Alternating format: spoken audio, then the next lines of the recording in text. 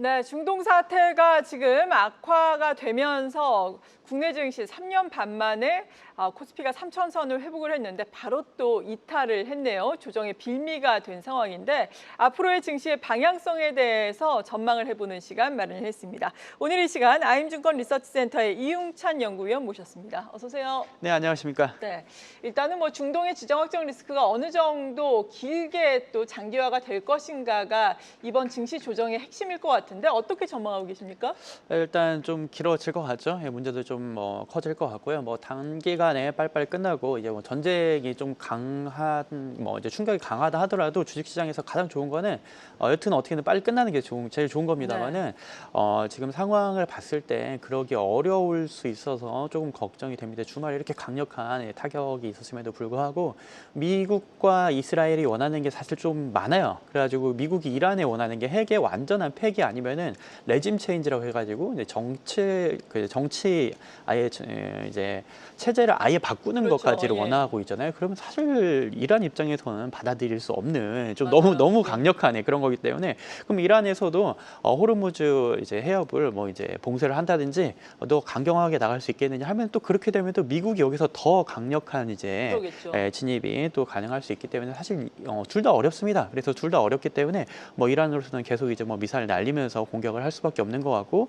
또 미국으로서도 이렇게 강력하게 이제 뭔가 액션을 해놨는데 그리고 나서 이제 정작 협상에서는 후퇴하는 모습을 보이면 그것도 좀 어려울 것 같고 그래서 이게 쉽지 않을 것 같아요. 그래서 출구가 잘 안 보이게 되면은 어쩔 수 없이 장기화가 될 수밖에 없지 않나 좀 이렇게 전망이 됩니다. 네, 이에 따라서 코스피 같은 경우에는 3천선을 도달한 이후에 물론 속도 조절이 충분히 나올 수 있는 시점이었는데 약간 메가톤급 이러한 악재를 맞으면서 속도 조절이 좀 강하게 나오고 있지 않습니까? 이 부분에 대해서 지수의 조정이 어느 정도까지 이어질 것으로 일단은 봐야 되겠습니까? 일단 저희가 제가 저번 방송에 나와서 네. 일단 어디까지 오를지 생각하지 말고 일단 뇌를 비우고 일단 따라가자 그렇게 말씀을 네, 드렸던 것 시장이 같아요. 워낙에 그때는 좋았죠. 예, 그래서 많이 분위기가. 올라왔고요. 3천도 저희 돌파를 했네요. 이제는 상황에서 다시 좀 밀렸는데 또 밀릴 수밖에 없는 상황이 된 것 같고요. 그렇죠. 이제 이 이벤트 자체가 워낙 크고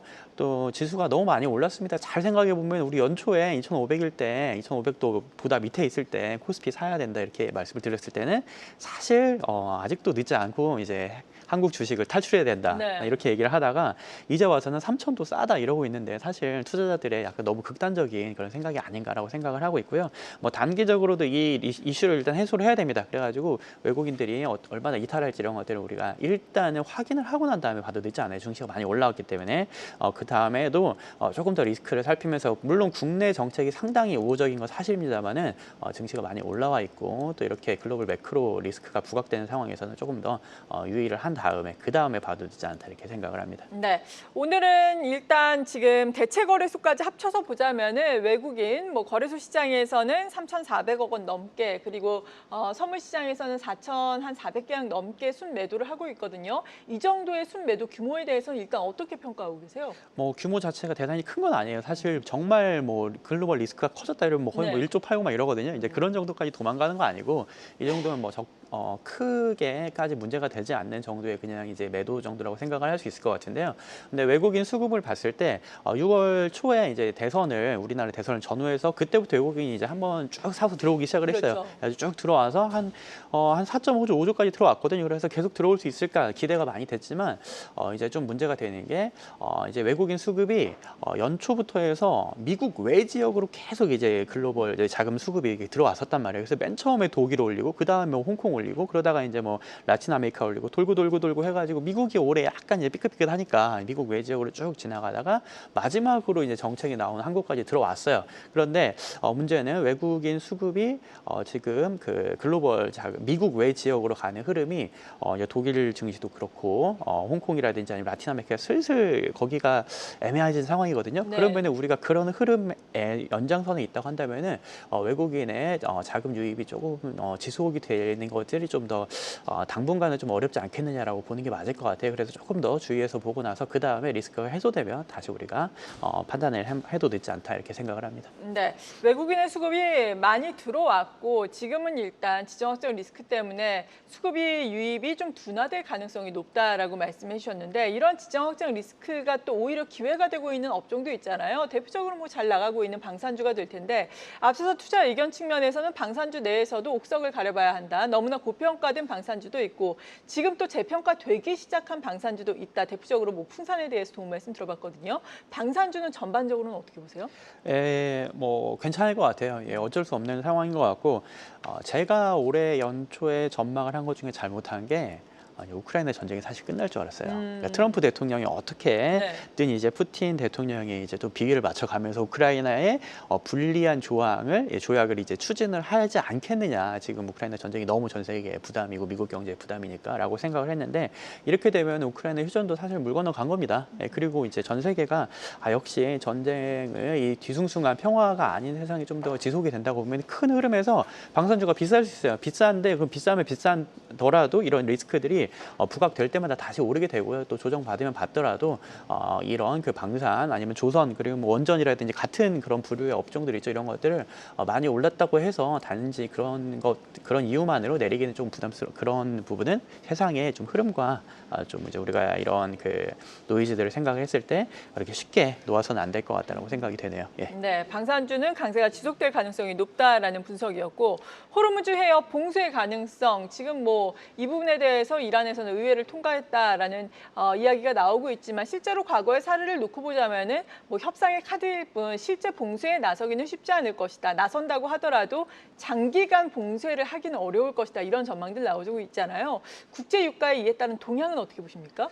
저희도 실제로 봉쇄를 할 수 있을까 하면은 이거 만만치 않은 일이거든요. 네. 그래가지고 이게 만약에 진짜 봉쇄를 하잖아요. 그럼 진짜 미국의 개입을 이제 공습 정도가 아니라 진짜 미국이 명분을 주는 일이기 때문에 쉽지는 않을 겁니다. 일단 뭐 의회에서 결의를 했다 이런 것들을 그냥 뭐 법적 근거를 만들기 위한 약간 아니면 뭐 쇼잉을 하는 약간 그런 정도가 될 것 같고요.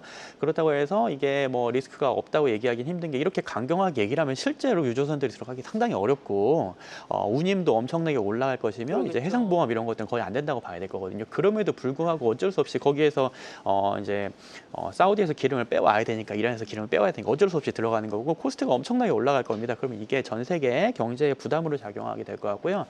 만약에 여기서 진짜 뭔가 봉쇄가 일어나지 않는다고 하더라도 유가가 75불에서 80불 부근에서 등락하는 거는 우리가 피할 수 없을 것 같아요. 더 올라갈 수도 있고요. 만약에 리스크가 더 부각되면은 그렇게 되면은 미국의 소비가 우리가 저번 주부터 리테일 세일즈 소매 판매 무너지는 거 확인을 했고 여러 가지로 이제 금리 올라가서 주택 시장이 악화되는 것도 확인을 했고 그런데 여기에 따라 유가까지 올라가서 가솔린 가격이 올라가잖아요.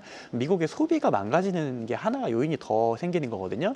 이렇게 되면은 이 사건 때문에 갑자기 뭐가 탁 터진다 이렇게 하기보다도 계속 미국 경제에 발목이 또 하나 또 잡히는구나 이런 식으로 해석을 하는 게 맞지 않을까 생각이 되네요. 예. 네, 미국 경기는 안 좋아지더라도 이 국제 유가가 오르게 된다면 인플레 부담이 있기 때문에 또 금리 인하를 하기에는 또 어려운 국면이잖아요. 통화 정책의 방향성에 미치는 영향은 지금은 어떻게 보고 계세요?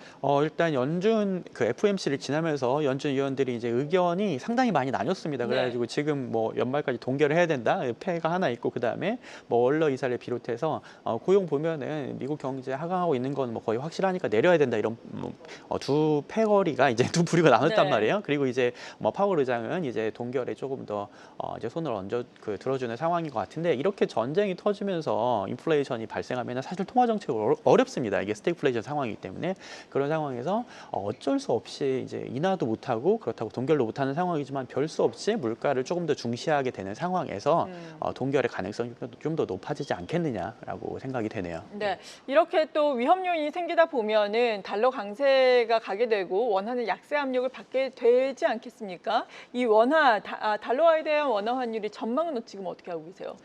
전체적으로 저희가 올해 상반기에 글로벌 금융시장에서 가장 이제 놀라웠던 사실이 달러가 엄청나게 약세로 이제 전환이 됐고요. 트럼프 대통령이 당선이 됐음에도 불구하고 이제 그러다 보니까 미국에서 자금이 다 나와가지고 미국 외 지역 주식시장을 이제 들쑤시고 다니느라고 독일부터 시작해서 한 바퀴 다 돌아서 사실 마지막에 이제 한국까지 들어왔단 말이에요. 정책이 우리는 제일 늦게 나왔으니까. 그런데 여기에 미국에서 달러가 강세로 전환될 가능성이 있느냐 하면은 일단은 글로벌 리스크가 터졌기 때문에 당연히 올라갑니다. 그 다음에도 추세적으로 계속 가느냐 봤을 때 올해 그 달러가 약세로 전환된 상반기에 가장 큰 이유가 일단 엔이 되게 강세로 갔었거든요. 일본이 막 금리 세게 올린다, 경제 좋다, 막 인플레도 살아난다 이러면서. 그리고 유럽도 유로화도 계속 올라가고 닥스도 계속 좋았어요. 그런데 지금 와서 보면은 일본이 간당간당합니다. 이제 뭐 쌀 가격이 올라서 그런지 경제가 좋은 상황 아니기 때문에 그렇죠. 금리 인상이 계속 지연되는 것 같고요. 유로화도 상당히 많이 올라간 상황에서 만약에 미국의 금리 인하 같은 것들이 좀 지연이 되면서 달러 강세로 전환이 될까? 사실 애매하거든요. 계속 봐야 되는데 그렇게 된다고 하면은 미국에서 계속 자금이 나와서 미국 외지역으로 들어오는 자금 유입이 조금 막힐 수가 있어요. 그런 부분들을 저희가 좀 유의하고 있다라고 봐주시면 될 것 같습니다. 네, 오늘 시장 조정이 제법 그래도 크게 나오고 있는 상황인데 그럼에도 불구하고 정책에 대한 기대감은 살아있다라고 느껴지는 것이 네카오의 랠리가 오늘도 지속되고 있거든요. 네이버, 카카오 52주 최고가 그리고 스테이블 코인에 대한 기대가 있는 카카오페이 같은 경우에도 오늘 급등 양상을 이어가고 있습니다. 이 같은 종목들의 오름세는 계속해서 이어질 것으로 보십니까? 일단 시장이 내려오면은 별 수는 없을 것 같지만 네. 그래도 아웃퍼폼을 하는 건 뭐 당연할 것 같아요. 지금 뭐 저희가 계속 올해 하반기 계속 지나가면서 수출 좀 안 될 것이다. 그리고 이런 글로벌 리스크 무시하면 안 된다고 말씀드리지만 반면에 대내적인 정책은 정말 강력하고 이게 뭐 세론 뉴스 하면 안 된다 정책으로 계속 이렇게 말씀드리고 있지 않습니까? 되게 강력할 거예요. 진짜 백주를 투자할 거고 보면은 뭐 이렇게 벌써 SK에서 지금 뭐 아마존의 그 뭐 데이터 센터 유치했다는 이런 얘기들도 나오고 네. 있고요. 실제로 정부가 지금까지 AI에 대해서 투자를 안 해와서 한국의 잠재 성장률이 계속 낮아졌다 이런 반성이 있는 상황에서 실제로 뭔가 투자가 진행이 될 거라고 생각을 하고요. 네이버, 카카오 당연히 수혜주가 될 거 같고 뭐 LG CNS라든지 삼성 SDSO 같은 거를 소프트웨어 아니면은 이제 뭐 반도체도 파운드리를 작업할 수 있는 그런 쪽에서 수혜가 있을 수 있을 것 같고요. 지금 SK그룹이 여러 가지 잘하고 있으니까 뭐 그런 부분들에서 전반적으로 수혜는 있을 것 같다라고 생각을 하고 있습니다. 네, 그러니까 뭐 네카오 이외에도 뭐 반도체 파운드리라든지 그리고 여러 업체들을 유망하게 볼 수 있겠다. 조금 더 소개를 좀 해주신다면요. 아까 말씀드린 이제 네. LG CNS도 마찬가지고 이제 우리가 그 데이터 센터를 이제 투자를 하게 될 때 그럴 때 실제로 뭔가 소프트웨어가 이제 공용 소프트웨어가 뭔가 어리지가 돼야 되거든요. 이런 거 관리를 하게 되는 사실은 하드웨어는 아마 엔비디아에서 사올 거기 때문에 네. 이제 우리가 조금 이제 수혜를 볼 수는 있는 부분이 상당히 작아질 거예요. 그래서 소프트웨어 쪽에서 접근하는 게 맞을 것 같고요. 그다음에 뭐 하드웨어도 모든 것들을 다 TSMC와 엔비디아가 할 수 있는 해야 되는 거 아니고 우리가 정부 돈을 써서 하는 거기 때문에 관련해서 우리도 이제 자체적으로 만들어 갈 수 있는 그런 쪽에 투자를 하려고 노력을 하게 될 것 같고요. 또 여러 가지 로봇 같은 경우도 한국이 제일 잘할 수 있는 AI라고 생각이 되거든요. 이제 그런 쪽에서 계속 정책 수혜가 있을 것이다라고 저희 전망을 하고 있습니다. 네, 이렇게 중동의 지정학적 리스크가 시장에 갑작스러운 큰 변수가 되면서 시장을 흔들고 있는데 벌써 6월 말입니다. 이제 7월 초면은 또 우리나라와 미국 간의 지금 무역 협상 기한이 다가오게 되잖아요. 이 부분은 지금 잘 진행이 되고 있는 겁니까? 진행이 사실 잘 안 되고 있었는데 이게 전쟁까지 터져서 사실 안 될 것 네. 같고요. 대신에 이런 상황이 됐기 때문에 뭐 큰 문제가 생기기보다는 아마 기한을 유예해 주지 않을까 이렇게 생각을 하고 있어요. 그런데 지금 보면은 7월 9일이죠. 그때까지 협상 유예 상호 관세 유예 기간이 끝나는데 실제로 협상에 타결된 나라가 영국밖에 없거든요. 아직은.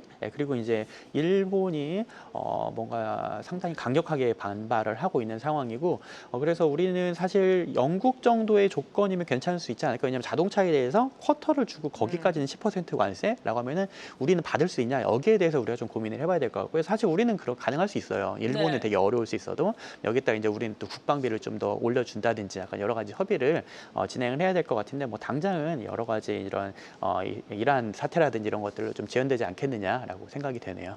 네, 그렇군요.